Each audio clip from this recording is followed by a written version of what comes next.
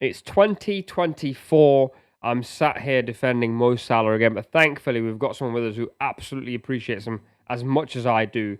He's having another season where I think a couple of weeks ago we were talking about, is Palmer going to take his crown?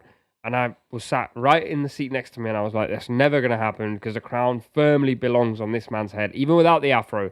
It feels like he's taken that off and he's become Goku or whatever the next development of a Dragon Ball Z character is. I cannot remember. Mo Salah, talk to me about him. I could talk all day about Mo Salah. What an incredible footballer and what an important footballer. And I don't use that word lightly. I don't use that word for many footballers in the Premier League, but Mo Salah is so important, not just in terms of what he does on the pitch, but what he represents off the pitch as well. But if we've got his on-the-pitch numbers and what he has done for Liverpool since coming to the Premier League, 259 games, 161 goals, 73 assists. This man is an absolute machine. Last year, there was talks about Mo Salah's demise physically. This year, he's come back even better. In games where you think he's having a quiet one, he still gives you those numbers. The Chelsea game, all the talk before the Chelsea game was about Cole Palmer. What's he going to do? How are Liverpool going to stop him? Mo Salah hits you with a goal, hits you with an assist, quiet. Mo Salah against Arsenal. This is an incredibly defensive Arsenal side that can keep anybody quiet. What does Mo Salah do? Pop up with the equaliser. He is just inevitable. And when you get to that stage where you are inevitable, you are in the airs and graces of the greatest players of all time. And that's what Mo Salah is. The numbers don't have to pop out at you. You can just use your eye test and watch this man play football week in, week out. He is one of the best the Premier League has ever seen. I think the interesting thing about Mo Salah is even the Arsenal game where he only scored the penalty, almost every touch he had was effective. And I think that's now what he's become even more than before. I think we've gone through a period where people have said Mo Salah just scores goals. In my opinion, it's the most difficult thing to do in the game and therefore should be respected a lot more. But now, under Slot, Salah's almost getting the responsibility to create at times. He's sort of dropping in. There was the assist for Curtis Jones's goal against Chelsea.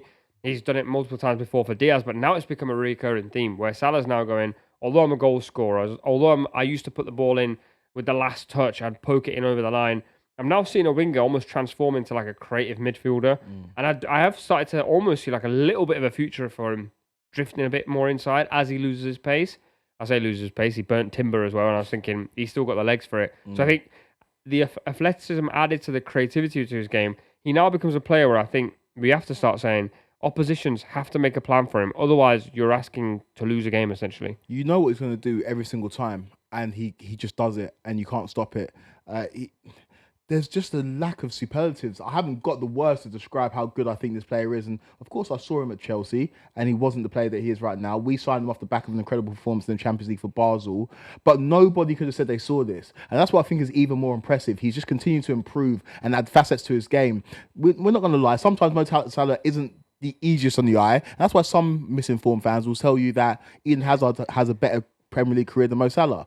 That is not the case. We are watching one of the all-time greats, and the consistency and the longevity and the availability. What's the best ability? It's availability, and he's always there for you, whether he has to go to an AFCON and come back and then carry Liverpool, or whether he has to just pull you through games where you're not in it. He's just a player that I think we'll appreciate when he's gone. But obviously, as a Liverpool fan, I want to ask you, where does he rank? I'm talking about Premier League rank in terms of your all-time players. Where does he come for you?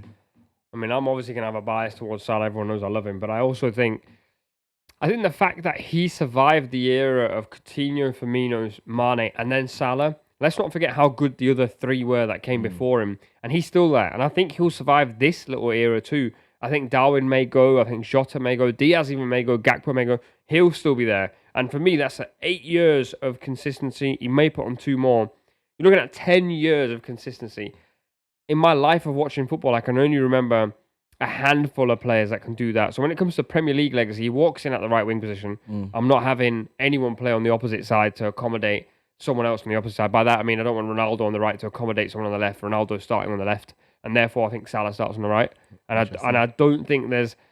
even if you look at the competition, if you're going to talk to me about aesthetics, I really don't care. Like, tomorrow I want to win a football match. Mo Salah wins you football matches. And you're seeing it right now. So far this season, he's averaging 0.80 goal creating actions per 90. Last season, it was 0.71. So now I'm sort of going, find me another player in the history of football that's been doing this as consistently and for one of the teams that is competing for the league. That's the other big factor. Yeah. That's it. And Eden Hazard had seasons off. He had seasons where he went missing, whereas Mo Salah hasn't ever given you that. Do you think he stays at Liverpool beyond this year?